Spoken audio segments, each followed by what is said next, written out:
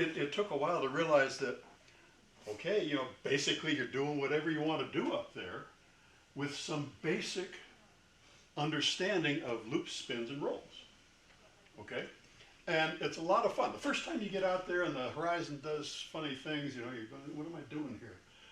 But after you get enough experience with the horizon doing this, you can begin to develop the situational awareness that's necessary to do the energy management that's necessary to do some really fun flying, right?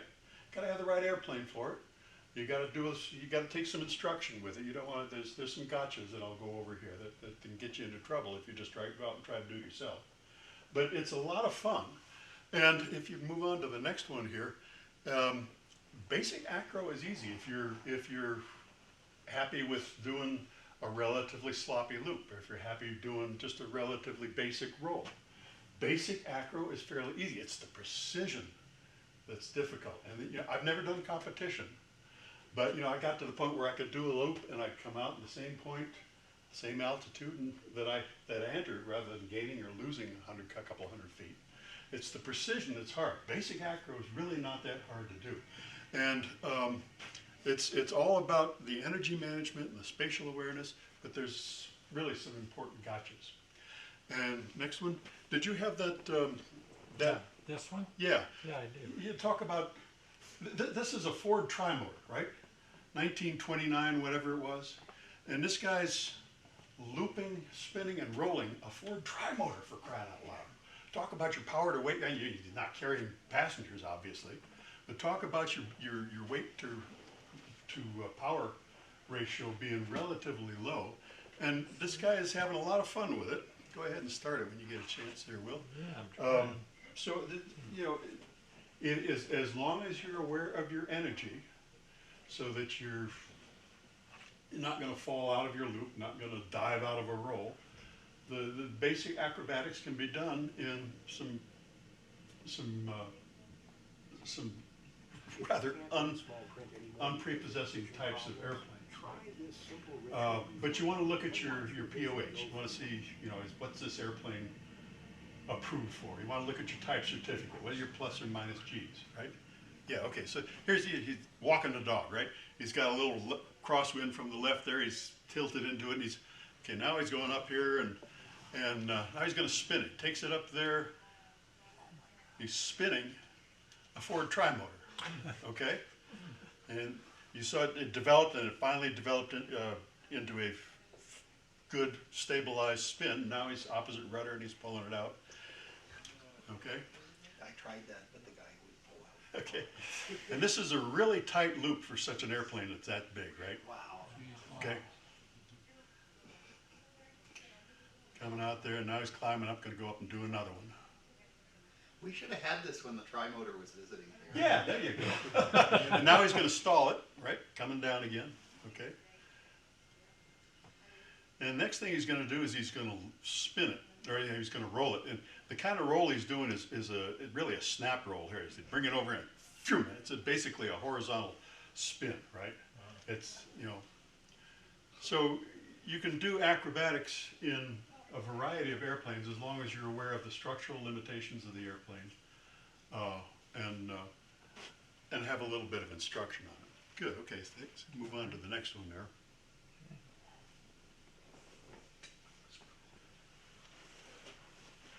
So, some basic considerations. So what do the FARs say? And there's a copy of the FAA's advisory circular up here, which was last updated in 1997.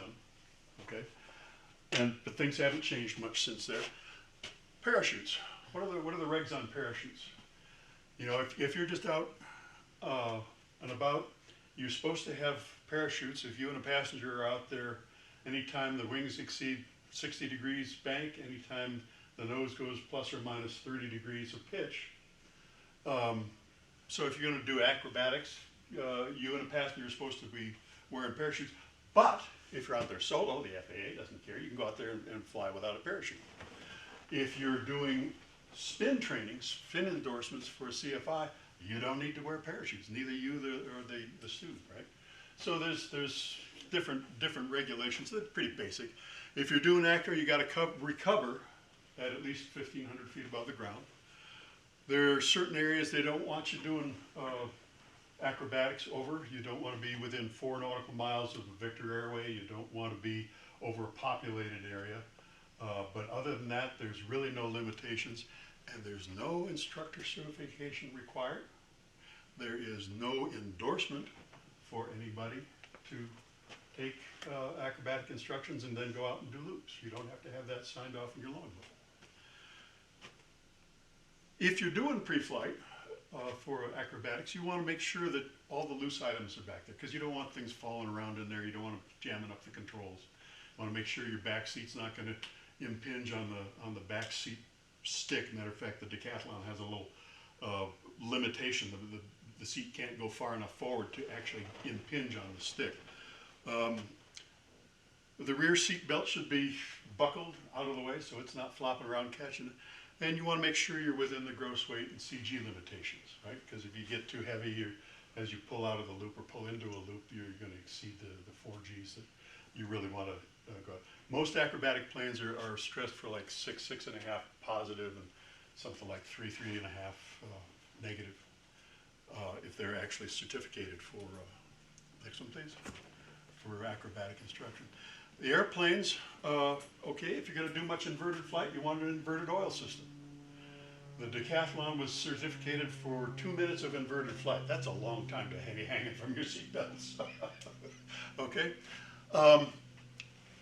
Your fuel system probably has to have a inverted system, so you need a little flop tube in there, so that if your fuel goes to the top of the tank, the pickup for the goes to the top of the tank too as you're flying inverted, right? Which means that probably you want an injected, if you're going to do much in the way of negative Gs, you want to have an injected engine rather than a carbureted engine, because the carburetor has a little float and it doesn't work too well upside down. A lot of airplanes that are certificated for flying in acrobatic flight don't have flaps, because you just have to remember to retract them, and you don't want to rip them off if you exceed the flap speed. So that the Decathlon and some of the Citabrias don't have flaps. And if you are going to be doing a lot of dives where you're picking up airspeed, a constant speed propeller is nice, because then you don't have to worry about overspeeding the engine as you're diving the airplane. So constant speed prop is a plus, not required, but it's a plus. Horsepower, if you get an airplane with a decent amount of horsepower, you can get back up for the next maneuver to gain altitude without having to grind your way up there, spend 5 minutes to get up to altitude to do your next spin. So a little horsepower, if you're going to be doing it on a regular basis, is a nice thing to have. The Citabria the Decathlon had 180 horses and a constant speed prop, inverted fuel system and oil system, and it made it pretty good. Even at this altitude, it made a pretty good acrobatic airplane. If you have 150 horsepower Citabria, you're going to spend a little more time getting up there. You're not going to be able to do too much in the way of inverted flight. Not a problem. Depends on what you want to do with it, right? You check your airplane flight manual and your POH. I've got a copy of the Decathlon POH here that lists the limitations for acrobatic maneuvers if you want to take a look at it. What about personal? If you're subject to vertigo, you can usually, with a little bit of training, overcome it. So you're not getting seasick every time you go up there. The first time you go up there, your heart's going to be going pity-pat, and what am I really want to do this, but I'm a little worried about it, right? So you want to be a little careful and take it slow. Take it slow. You want to, you don't want to do 5 loops in a row your first lesson. I think the first lesson I took, we did 2, and I said, that's enough. Come back and land, think about it, talk to the instructor, and maybe the next time we did 3, right? You get to work into it. There are people who, right off the bat, happy to do it. Not me. Scaredy cat instructor, right? If you got a bad back, be careful about pulling G's. Okay, that's enough of that. Okay, and then you got to psych yourself up mentally. Next one, please. First flight's short. Eat, but don't eat heavily, right? Talk with the instructor, make sure that you're comfortable. The instructor's explaining everything to him. We're going to go up, we're going to get up to 10,000 feet because we got to recover from the spin, at least 1,500 feet AGL. And you know, you're going to be apprehensive as we're climbing up, and the minute we hit that rudder and start going over, you're going to wonder what's going on. First time. Second time, oh, I've seen this before. Third time, okay, now I think I know what's going on. Give yourself the option to quit. 2 loops, that's enough today, thanks. Let's go back and read. Next, please. Okay, so let's talk about some of these basic loops, right? Ideally, they would start and end at the same altitude. You start at the bottom there. They should be round. You don't want an oval loop, right? And they should be within one vertical plane. If I start out head to the north, I want to come up this way and come around and end in the same vertical plane. If my wings are offset, you know, I'm going to come up this way, yeah, I'm going to wind up over here, and that's sort of a barrel roll and who knows what. But you ideally, that's what you want to do. That's what you're striving for. And like I say, first, you know, I aspired to that. Didn't always get it, but that's what I aspired for, right? Next. And since it's energy management, you're working against gravity, right? So you start going down. For the decathlon, you had to have 140 miles an hour entry speed. You had to get that much energy in before you could get yourself over and up and on the back. Level flight, if you got 110, you were doing good. So you couldn't pull straight up from level flight. You had to get down and get yourself some kinetic energy going there. And then as you got into the level part there, you start pulling up. And you got the entry speed, and if you've got a fixed pitch propeller, you want to be careful that you're not over speeding it, but you do need to add power as you start going up. Next. So we stop here, and you stop and do a couple of seconds worth of straight and level. That gives you a chance to look for other traffic.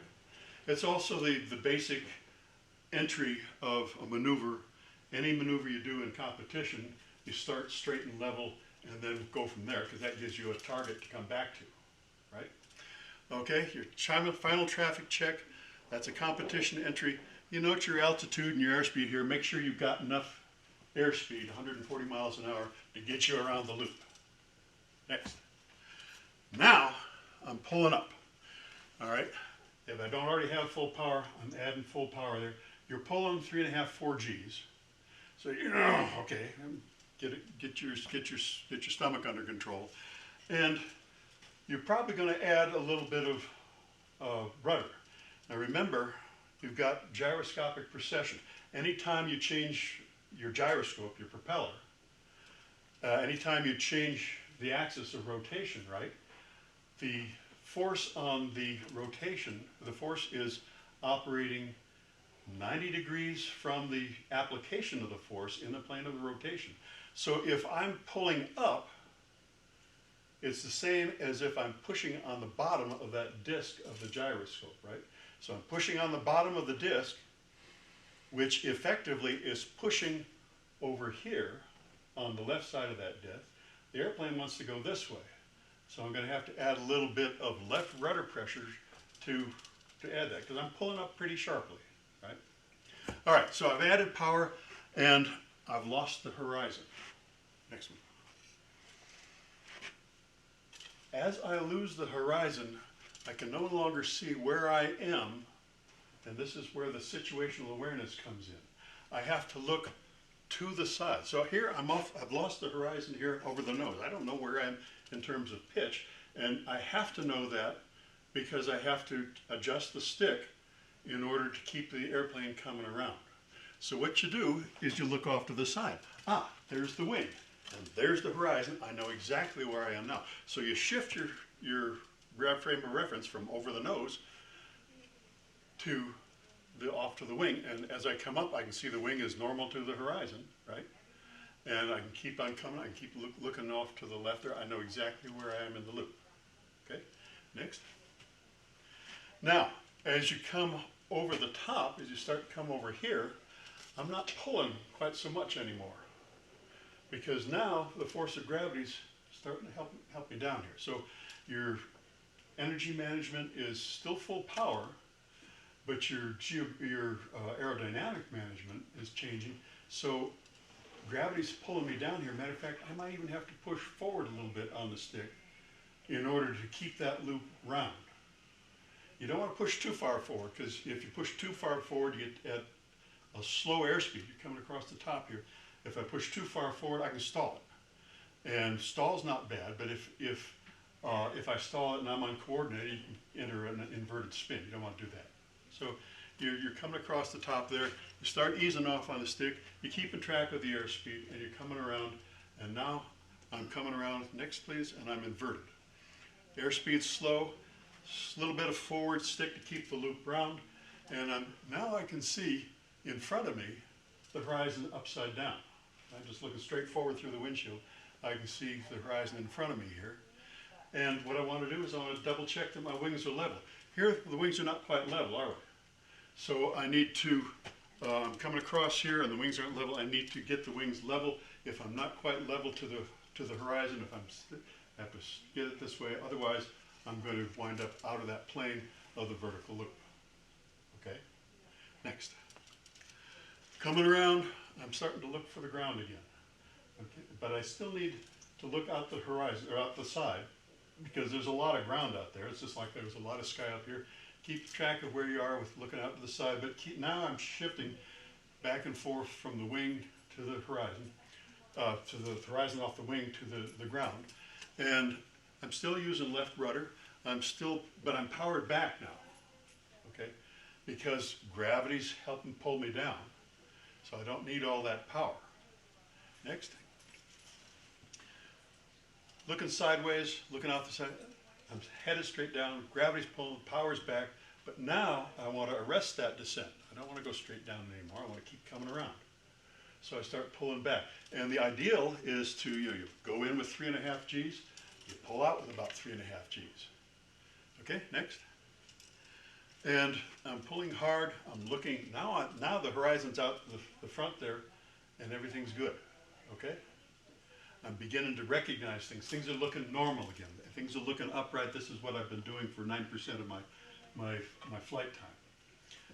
Next. I resume breathing, add power, use that power, and climb up there.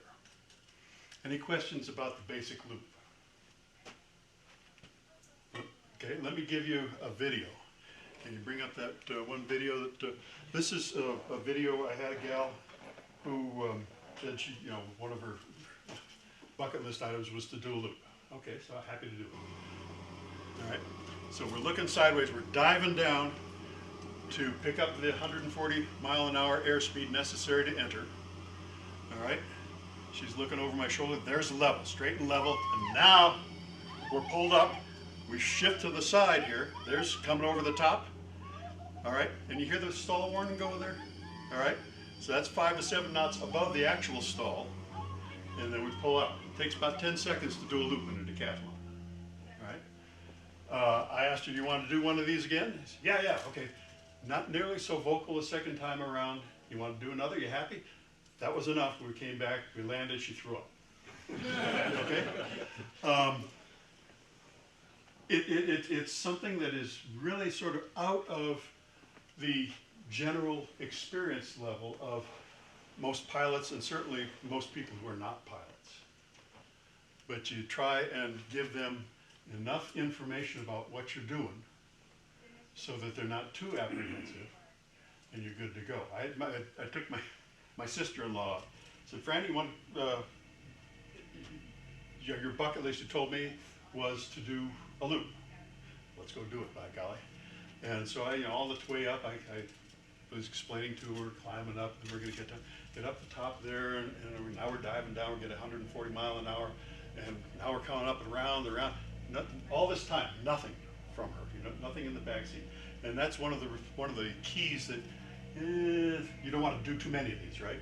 If they're not talking to you, there's something they're not telling you. Okay, so we came back around, and I said, okay, Franny, what do you think? Oh, that was cool. You want to do it? No. Another one? No. Franny, did you have your eyes closed? Yes.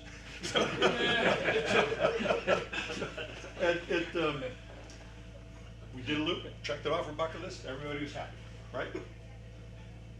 Okay, let's move on here. Okay, I just showed you the video. Next one, please. You can get yourself into trouble with loops, right? If you don't enter it with the wings level to the horizon, you can get out of that vertical plane. Next. If you're not looking sideways, you lose your situational awareness. You need to remember to shift your gaze from the front off to the side. And if you don't use your rudder here, things will get misaligned. Next. If you don't pull hard enough, right? If you're only pulling 2 G's coming up here, you'll never get it up and over on at the back. So you just keep going straight up, and since you're working against gravity, pretty soon the airplane decides, I'm not going up anymore, and we'll go down one, we can do it any way you want to do it. We're just going down, right? Okay, if you pull too hard, you can get into an accelerated stall. You don't want to do that. So you're aware of your G meter there, and after a while, if you've done enough of these, you're okay, that feels about right. You don't have to worry about the G meter anymore. But that gets you into the desired loop going up there. Next. If you get too slow, at this point here, you haven't pulled hard enough or whatever, you can start to backslide. You don't want to do that because most airplanes are not stressed or not built, not strong enough to withstand the stresses that are on an airplane when it starts going backwards. The elevator and the rudder go flap, and go to the stop and either flip over backwards or forwards. And so you want to make sure that you're pulling hard enough to get the airplane through the loop there, and you don't want to stop about here. Next. If you have too much backstick, now you're helping gravity pull you around there. So that's not somebody trying to get in? I thought I heard somebody. Okay. So you get a pinch loop, and then when you come back down the backside, you get below where you want it to come out. Next. If you're coming across the top, you want about a half G. You're positive towards the bottom of the airplane. You want about a half G coming across here. If you push the stick back forward too much, you can start hanging from your shoulder straps, and the airplane can in fact stall upside down, right? And just as same as if you stall uncoordinated in the upright position, the airplane can drop out of it, and if you're uncoordinated, it goes into an inverted spin, which you don't want. Okay, and again, you want the wings level. Next. If you come out and you don't pull hard enough, you'll lose altitude. If you pull too hard again, accelerated stall. All right? So it's very easy to develop the feel for what's necessary, but again, it's good to have an instructor sort of helping you develop that feel. You don't want to just go out and start doing these on your own. Next. Okay, so let's talk about rolls. There's at least 4 different kinds of rolls. I'll describe those briefly at the end. But I'm only going to describe one. We don't want to be here all morning. Let's talk about the aileron roll. And the aileron roll is basically a ballistic arc. If you took a rock and you threw it, there's no airfoil, right? The rock goes up, the gravity starts pulling it down. You gave it the impetus, you gave it the energy to go up, and now the gravity isn't. So that's an aileron roll. It's basically just a ballistic arc. And what you're doing with the airplane is you're actually trying to make it follow that ballistic arc, and you're negating the lift created by the wings. Because all you want this airplane to do is just follow along that arc. So as the airplane pulls this way, you stop pulling. Matter of fact, you push forward a little bit on the stick so that the lift created by the wing doesn't go pull you off this way. As it comes inverted, you don't want it to go down, so you negate the downward lift created by the wing with a little bit of forward elevator, and the same thing on the knife edge in the other direction. Next. So again, you gain entry speed. In the Cathlon, it was 120. You're getting down there. All right, next. You level off, go to your altitude. Next. And now you pull up to about 20 degrees worth of pitch. That's me throwing a rock.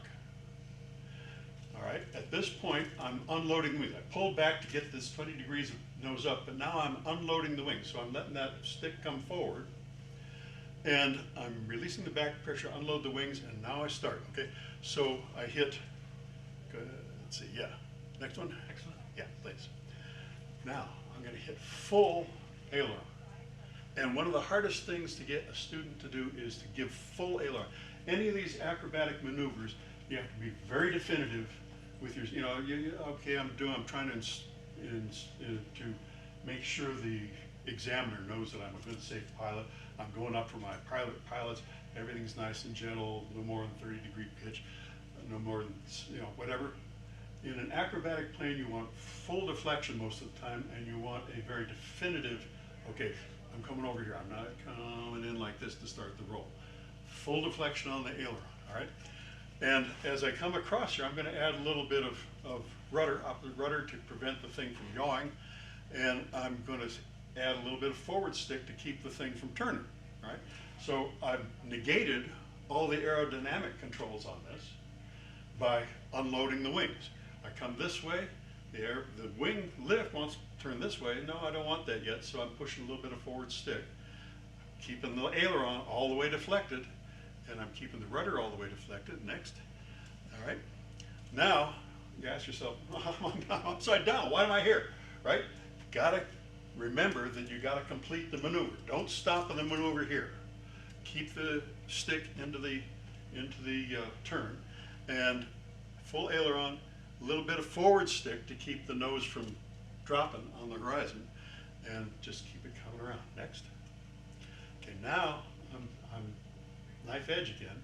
I don't want the airplane going off to the right here, the turn, so a little bit of forward stick, a little bit of rudder to keep the nose above the horizon, and I'm starting to come out of the thing. So I've come up, I've started here, I've come up like this, and now I'm coming out of it. Right? It's the simplest maneuver in the world, as long as you don't overthink the lift. You don't want the thing going out this way, especially if you're coming across the bottom here. If you don't add a little bit of forward stick, it'll start to dive on you. Right? And in any of these maneuvers, if you're starting to dive and you think, yeah, this isn't going to turn out right, the first thing you do, roll upright. Don't try to correct it by pulling back on the stick. You lose up an awful lot of altitude. You get some very fast air speeds coming down the backside of what is basically a split S. Right? So if you lose it here, roll upright first, and then right. Okay, next. Neutralize it, pull back on the stick. If you're flying again, strangle the instructor and go home, right? Okay. First couple of times, it's very disorienting. Let's talk about some of the problems you can get. If you don't unload the wings before you start here, and you start while you're still pulling back on this, okay, you get into a barrel roll type situation where the wings kind of pulling you around in a much wider sort of circular thing rather than a nice linear type of thing. Right? Next. If you don't continue the roll here, if you don't maintain a little bit of forward stick here, you're going to dive out of it. Not a problem, as long as you remember to roll upright before you try to recover. All right. Always roll upright first. Next. And then if you don't add, a little bit of back stick during the the last quarter of the roll here, you're going to wind up pointed at the ground. So it's just maintaining the situational awareness, or developing the situational awareness to sort of keep the thing going straight, not have it pull off to the side with a little bit of extra wing lift that you didn't want at that point. Any questions about, yes sir? So, in either a left or right roll, what are you actually doing with the rudder? For the decathlon, you just kept that rudder full floored on if you're going left. You can ease up on it as you start coming out of it. But it's not like the slow roll where you have knife edge flight and you have to keep the rudder, top rudder in this knife edge and the other top rudder in this knife edge, because you're using a little bit of lift from the side of the fuselage to maintain. So yeah, you just keep the rudder in and round you come. Okay. Next. Yeah, there's, like I said, there's at least 4 kinds of rolls. We just talked about the aileron roll. There's a barrel roll, which instead of maintaining this nice straight line here, you actually come up and then you sweep around in a big roll. Matter of fact, if you exaggerate the barrel roll, you start up here and you pull up, and you can actually wind up 90 degrees to your entry point. You do this intentionally, right? And then keep it coming out over here. So you're off from your original entry line by about, quarter mile, whatever it is, whatever it took you to do that big barrel roll loop, okay? So that's the barrel roll. You're combining a loop and a roll. There's the slow roll, and the slow roll is probably the hardest to do with any kind of precision, because you are actually flying that airplane all the way through the roll. You're not just sort of left rudder, left stick, and around you come. The slow roll, you're trying to keep your nose on the horizon or just above the horizon, and you're trying to maintain a straight and level flight path. So you start here, you come over, a little bit of right rudder to keep the airplane on knife edge, and you're flying the airfoil created by the side of the fuselage. You're upside down, you're pushing forward on the stick to maintain the airplane. It's surprising how much forward stick it takes to fly inverted. And then top rudder to keep the airplane. So with the aileron roll, it's that ballistic, you're using the energy to keep it going. Here, the slow roll, you're actually flying it all the way through, and you're trying to maintain a straight line as you come along. And we won't go through these, individually. We don't have enough time. And then there's a snap roll, which isn't a roll at all. It's what that Ford Trimotor did. You come along here, you slow it down, and then you basically hit full aileron and full rudder at the same time, and it snaps around. It's basically the same as the spin, except it's a spin around a horizontal axis. Okay. All right, so let's move on. Let's talk about spins. Okay. Next. Oh yeah. Okay. So many maneuvers are just combining loops and rolls. You do an inverted flight. Okay. You bring it up here and you roll it to inverted. Okay. Now I'm just holding it there with enough forward stick and enough opposite rudder to prevent what in here would have been a left turning tendency. Now it's a right turning tendency because I'm upside down, right? Okay, so inverted, I can do it, I can enter it from a roll, or I can enter it from the upside down loop and then come out. If you want an Immelman, that's the first half of the loop, just the same way as the entry, and you get about here and you combine it with a roll and you're out and flying away and at a relatively slow airspeed, but you've gained 500 feet worth of altitude, depending on how much horsepower and what kind of airplane you're flying, right? The split S is basically the same thing. You can start along here. You want to slow it down because you don't want to be straight down at full cruise speed. Slow it down, roll it inverted, and then pull it through. So that's the back half of a loop, right? And then there's the Cuban 8, which is you come up, and then you start down the back side of a loop, and then you roll it over here. That's half the Cuban 8, and you come back here and roll over, and that's the full Cuban 8. Right? And then there's the barrel roll and the reverse Cuban 8 and the cloverleaf. But basically, they're just combinations of loops and rolls. Okay, spins. How many people have done spins here? Yeah, okay, so good number, right? It's disorienting the first time you do it, but it's a predictable maneuver.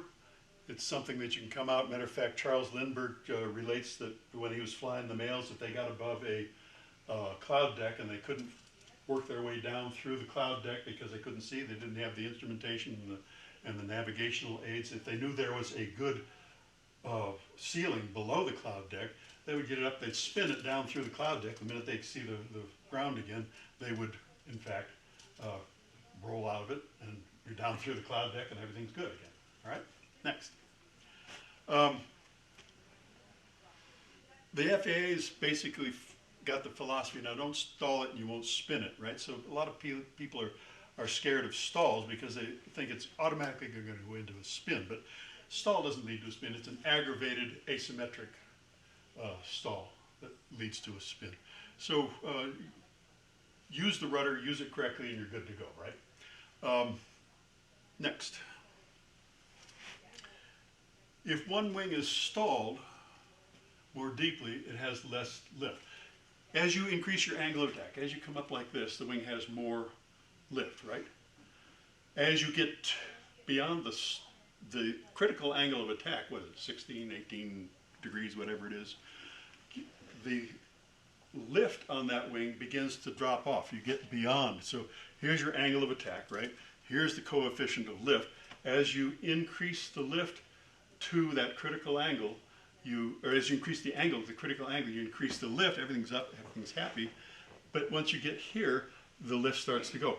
The actual break in the stall is not so much the decrease in the lift. You see, that's not a straight down. That's not a break. Your lift doesn't automatically evaporate. Part of it's the stall on the tailplane. So if you get up here, the tailplane's holding the nose up. If the tailplane stalls, that's when you get the drop. Okay. So if you want to spin, you want your one wing, left or right, doesn't matter, wants to have more lift than the other wing on the back side of this curve. And in an inadvertent stall, go ahead. In an inadvertent stall, if the ailerons have different deflections, they'll have different angle of attacks and you'll be on different parts of that back side of the curve when you stall. So that's why they say, maintain your coordination in a stall and you won't spin. The other way to do it is to have the wing have, left and right wings have different airspeeds, right?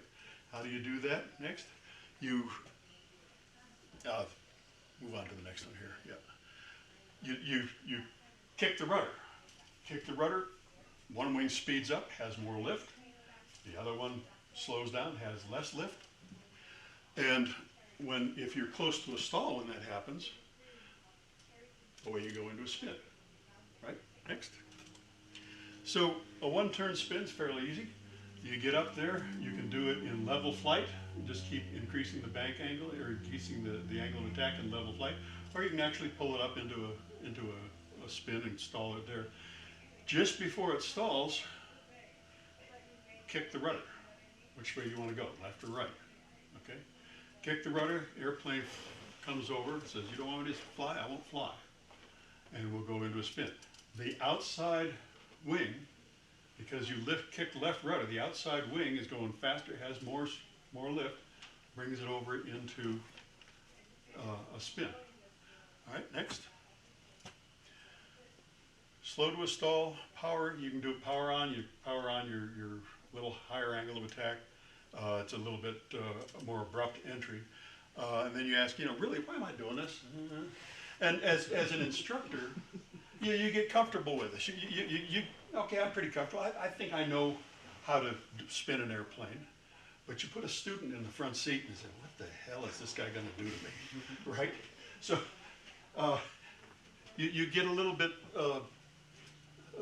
more careful when you put a student in the front seat about how you enter the spin, and you make sure they say, if you hear me say I have the airplane, let go of the damn controls. There's a great story of a guy at World War II teaching spins in the T6. Big burly guy, and a student in the front seat, got into a spin and froze on the controls, right? Going down, the instructor couldn't get, these controls were set in concrete. The instructor pulled the stick out of the socket, whacked the student, put the stick back in the socket, recovered, and away you go. Skip. John, last year we picked up some remains of an old antique, a Swallow from the 1920s. Yeah. And I have the stick assembly from that and the manual on it. And since it was a teaching airplane, it actually has a cable in this Rube Goldberg mechanism up to the front, so the instructor can pull on the cable and knocks the stick out. Nice. The student freezes. Nice. That was a design element on this old airplane. Nice. I've got that. Save that. Yeah, good. Okay? All right, kick and hold full rudder. That gets you into the spin. Next, please. All right. Here's where, once you kick that rudder, that's where it begins to get interesting. Hold the full rudder. and hold the stick aft. If you don't hold full rudder, a lot of these airplanes will come out of the spin by themselves. If you don't hold the stick aft, what happens? You break the stall and it'll recover from the stall. Matter of fact, that's the recovery procedure, right? Just hold everything neutral. A lot of planes will recover by themselves. Okay, so you've got to hold full rudder into the spin. You've got to hold the stick aft to keep the stall going as long as you want the spin to go. As you come across the top of it, you are in fact inverted, right? So you swear softly, make sure you pull the power off. If you don't pull the power off, the spin gets flat because the power, you've got the elevator up, the prop wash is pushing the tail down, and now you're in a flat spin, which is harder to recover from. So make sure you pull the power off at this point. Okay, next. All right, you're in a developing spin. The nose appears to be straight down. It may be pretty close, but it's not quite as far down as you think. The ground's beginning to turn crazily in the windshield. Hold the rudder, hold the stick. Next. Okay, now you're in a developed spin. So you've gone over this upside down phase, and now you're in a spin. It's developed, and the nose may kind of come up and down as you spin, and the rate of turn may actually change as you're in the spin. You know, it'll be faster and slower you come along. It's a little disorienting, but it's not anything to be worried about. It's standard type of thing, and the plane will continue to spin as long as you hold the ailerons neutral, and as long as the rudder's held into the spin, and as long as the elevators are held full up to keep that wing stalled, because you're coming down at an angle relative to the oncoming wind. Okay, and yeah, good. Okay, so now you want to come out of the spin. What do? First thing you got to do is you got to stop the turn. You do that full opposite rudder, and you've got to persuade the student. Get your foot in the carburetor, get your foot in the distributor, or whatever you've got. You've got to have the opposite turn, and you've got to use full and kick it. Don't be tentative with the control inputs. Opposite rudder, that stops the turn, but you're still stalled, right? So now you got to break the stall. How do you do that? Let go of the goddamn stick. Push it forward even a little bit. Okay?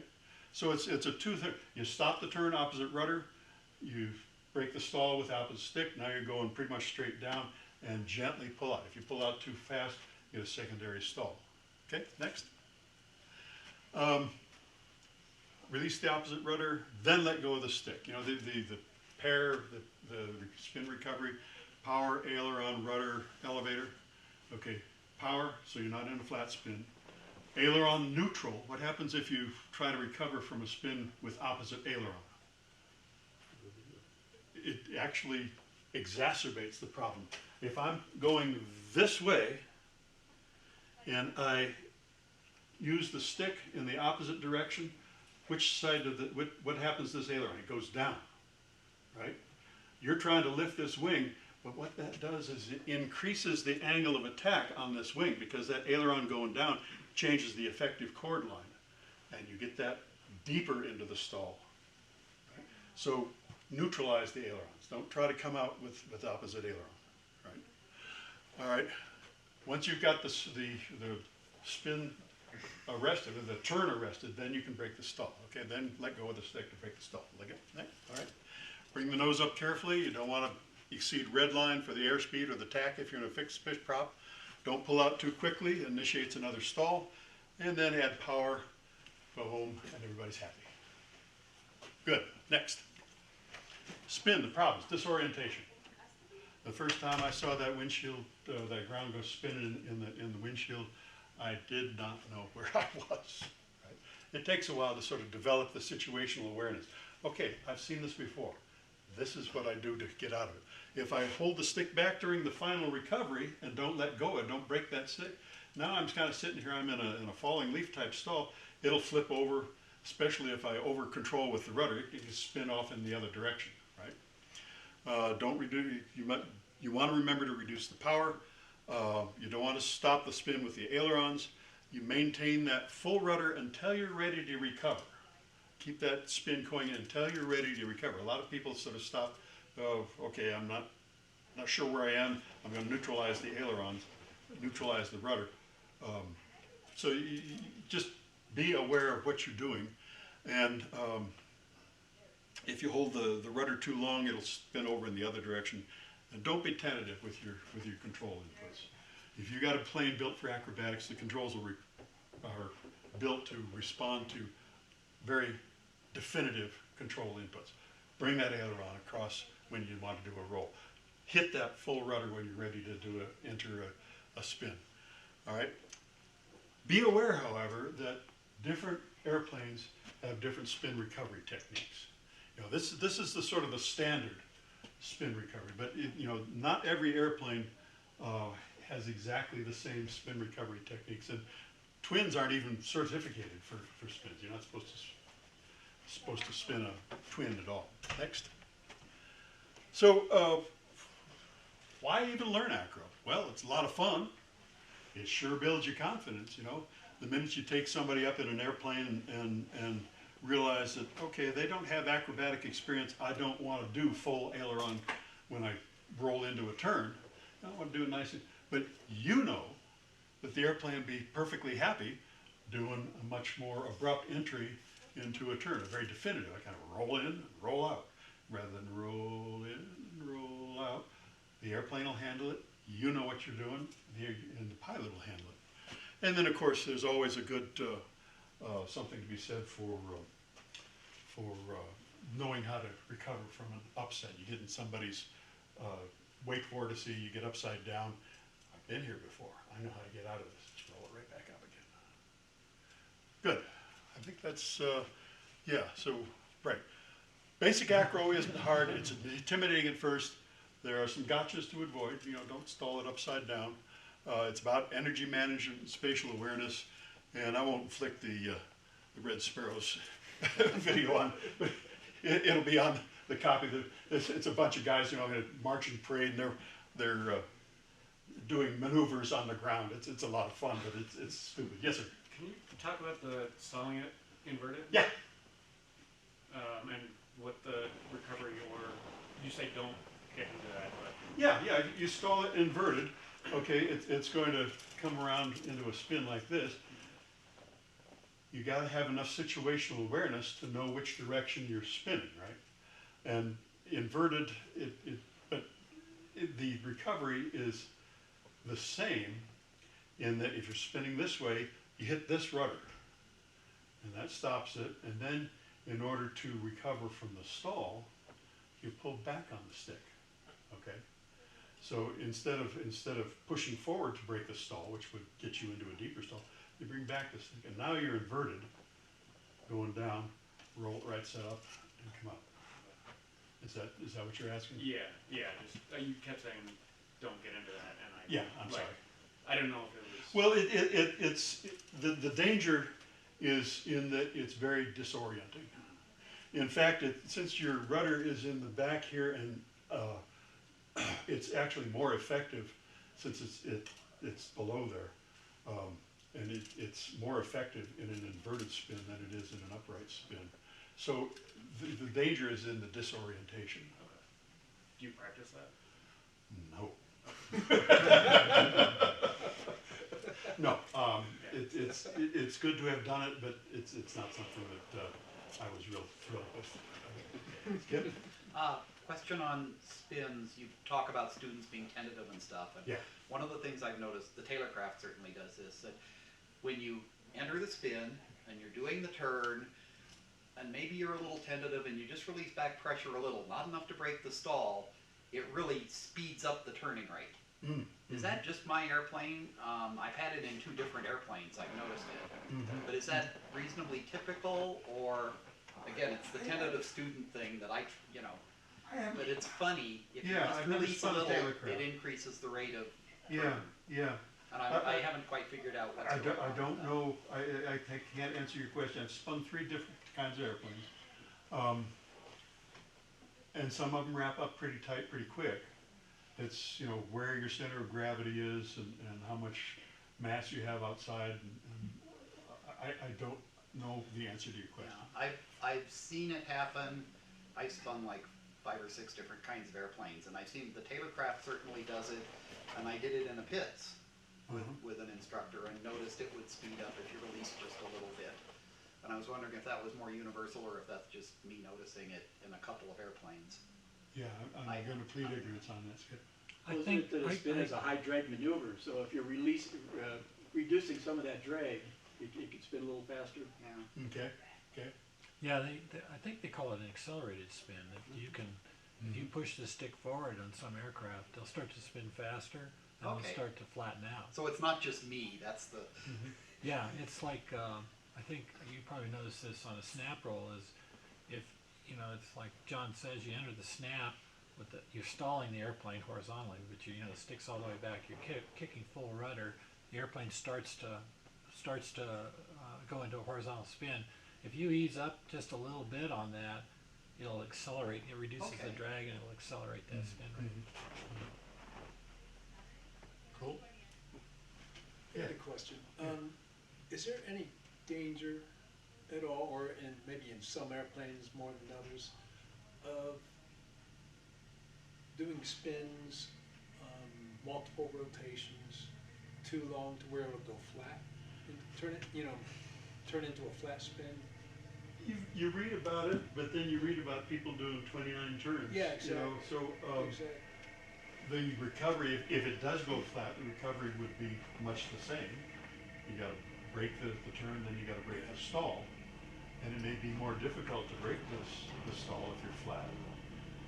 You know, sometimes you read people say, okay, I needed to add power to get enough forward speed in order to get a little more control over the control surfaces. But all I know is what I read. Yeah. Yeah.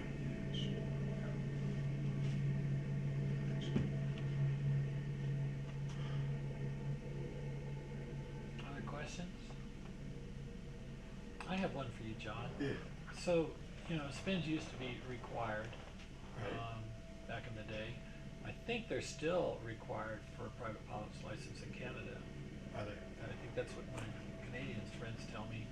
And they're not required nowadays. What's your thoughts on that? Well, the only place that I'm aware of in the States where spins are required is for instructor license. You have to have a spin endorsement.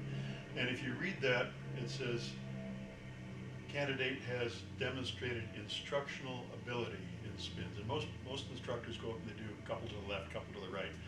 You're good to go. That's not enough. That's not enough. If you look at the statistics, going back to your original question, if you look at the statistics, the stall spin accident rate has apparently gone down since they dropped that requirement. In that sense, it's good. But it means that a pilot that dummies themselves into a spin has no situational awareness, and they're gonna get hurt. So, if I had to guess, spins before were being taught by instructors who didn't have enough experience themselves to know how to get out of a spin. Because in most airplanes, a spin is a predictable maneuver, and you should be able to get out of it as long as you don't enter it too close to the ground. So I would advocate for a requirement for spin instruction by qualified instructors.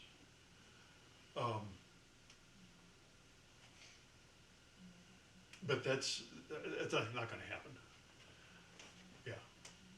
So I don't know whether I've answered your question or not. You know, I've danced all around it.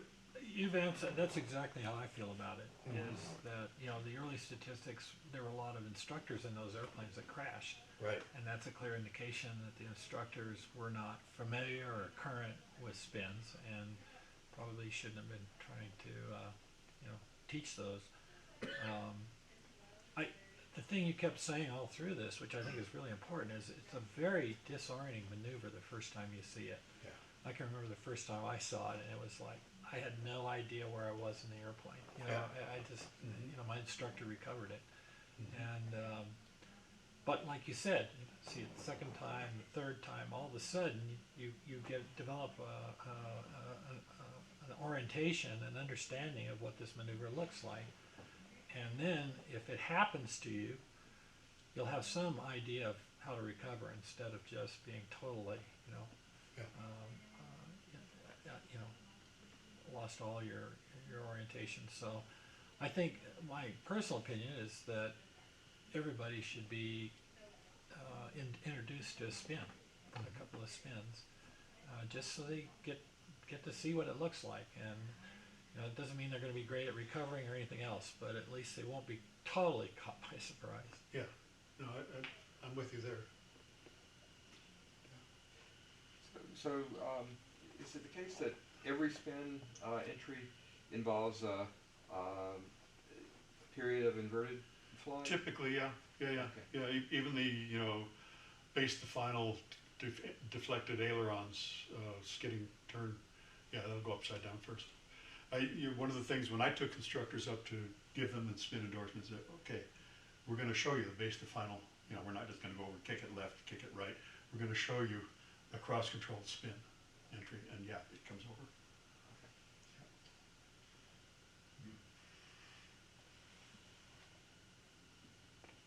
Any other questions or comments?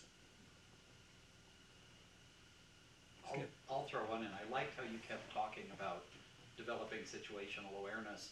When I first started this, back in the early 70s, the first bit of knowledge I got that I think really helped was along those lines, that these are all just normal ways the airplane flies due to its aerodynamics. And if you're going to learn to fly the airplane, learn to fly all the different modes the airplane flies in. And when I think approaching it that way, I wasn't as disoriented because we were working with each of the things as a normal way the airplane flies, just a little weirder than you normally think of it. Sure. No, that's good. Yes, Sure. there was a question. I remember there was a note on one of your slides that said different aircraft might have different sequences for recovering from the spin. Right. Could you give them a sample of any of that? Beechcraft Skipper. The Beechcraft Skipper, if you look in its book, it goes into detail about how to do a spin recovery. It's legal to spin it and everything, but the spin recovery is really different. You're playing with power and you're playing with opposite aileron during the recovery, from the bit I remember reading the You're book. using opposite aileron. Well, you're using some I don't remember the book, please don't quote me, but if you ever want to spin a Beechcraft Skipper, do read the book first, because it's a very different procedure. Yeah, some of you have to push that stick all the way forward, and the timing of pushing the stick forward relative to pushing the left and right rudder is different. In the decathlon, all you had to do was stop pulling. You didn't have to push forward. But some of them you have to actually push forward definitively. So, the only time I ever tried to do a spin was during primary training, and it was in a 172, and so it really wasn't much of a spin. It became more of a spiral dive very quickly. And I think that's a common problem with bonanzas as well, right? If something goes wrong, you're probably going to enter a spiral dive. So first, how do you recognize the difference, and what do you do differently to for a spiral dive, the first thing you do is level the wings, right? And that's an aileron input. So if you try to pull out of it with pulling back on the yoke, you just tighten it up with the spiral dive. So first thing you have to do is level the wings and then bring the nose up. And you level it with the ailerons, and the rudder is basically, at that point, all the way through a spiral dive, your rudder is basically neutral, right? So, but recognizing the difference between the two again, goes back to the situational awareness. If the ground is spinning basically around a point versus whether I'm curving around it and seeing it, it's a situational recognizing the difference between the two sight pictures. You will see also that your airspeed is increasing in a spiral dive, whereas it's pretty much stabilized in a spin. Yeah. Sir? talk about the base to final, Yeah. going into a spin.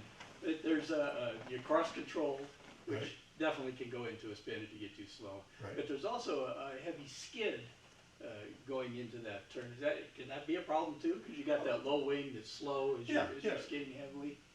Typically what happens, if that's my runway over here and I'm coming on base and I've got a tailwind, you know, maybe the wind's coming, you know, from that direction there. So it's pushing me beyond and I'm not compensating by turning early. So I've gotten out beyond here and I make my turn. I realize I'm not lined up with the runway. So I want to continue the turn, but if I continue the turn, the bank's going to pick up, my bank angle is going to increase. Oh, I don't want that this close to the ground. So what I'm going to do is I'm going to hit opposite aileron, all right? But I want the turn to continue. So I've still got the rudder in. So now I've got right stick, left rudder. And if, oh gosh, I'm a little farther out there, I've got to stretch the glide. I'm cross controlled and close to a stall. And the airplane's going to flip over in the direction you've got the rudder depressed. So yeah, it'll flip over. Does that answer your question? Yeah, I was thinking more of if you aggravate a skid instead. Mm-hmm. So yeah, again, if I well, that's basically a skid. I'm skidding it around the turn there. Yeah. Yeah. Mm-hmm. So yeah, okay. Yeah. The thing I've noticed is that like if you're in a slip and you've got, say, the left wing down, it's trying to turn to the left, so you've got right rudder in, and you stall the airplane, and the ball will be laying down in the bottom, right, because you're in a slip.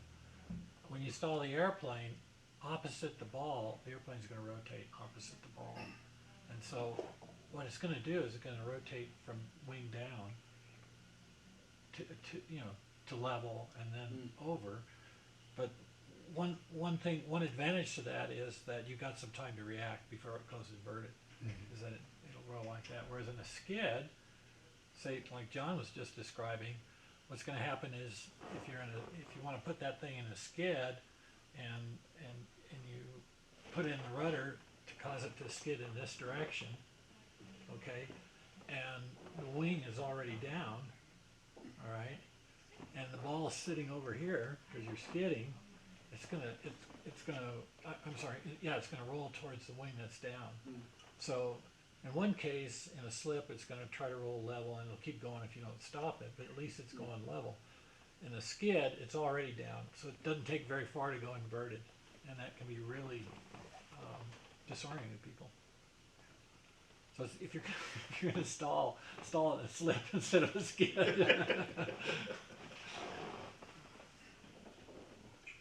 Do you by any chance remember years ago when Nemesis was done at Moriarty and Billy Hill was going to fly, and he was based to final and it stalled on him? It did.